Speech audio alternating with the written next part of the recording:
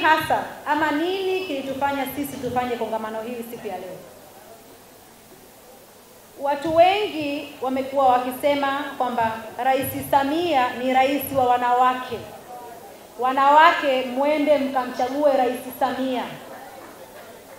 Lakini sisi Mwanamke na Uongozi tukajiuliza, hivi ni kweli wanawake wa Tanzania wana haki ya kumchagua Rais Samia kwa sababu tu ni mwanamke?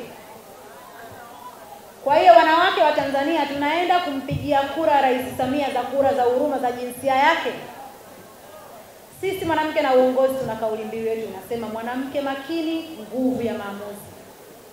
Tukasema kuna haja ya kufanya kongamano kubwa la kuwaonesha Watanzania ya kwamba huyu Rais Samia asipigiwe kura kama mama, apigiwe kura kama mwanamke makini mwenye nguvu kwenye maamuzi yake. Kwa hiyo lengo la Nasimama na Mama ni kuonyesha kwa nini wanawake wa Tanzania wakampigie kura Rais Samia.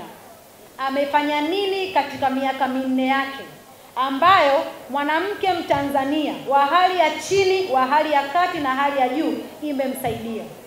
Ndio maana tulichagua mheshimiwa mgeni rasmi mada 4: elimu, afya, uchumi na uongozi. Hizi ndio nguzo za mwanamke imara. Hizi ndio nguzo za mama imara. Tukasema kwa sababu inaitwa Nasimama na Mama, na huyu ni mwanamama wa kwanza Tanzania aliyefanya makubwa kwa wanawake na wanamama, tuifanye siku ya mama duniani kuwa siku maalum kwa ajili yake. Kwa hiyo ndugu zangu wanawake, naomba kuchukua nafasi hii kutoa wito. Tunapoenda Oktoba, tusitazame vyama. Hapa hatuzungumzii vyama. Ndio maana hili kongamano leo hatujatazama chama chochote. Tumebezi kwenye swala la wanawake na uongozi. Na asitokee mtu akasema kongamano hili ni la chama.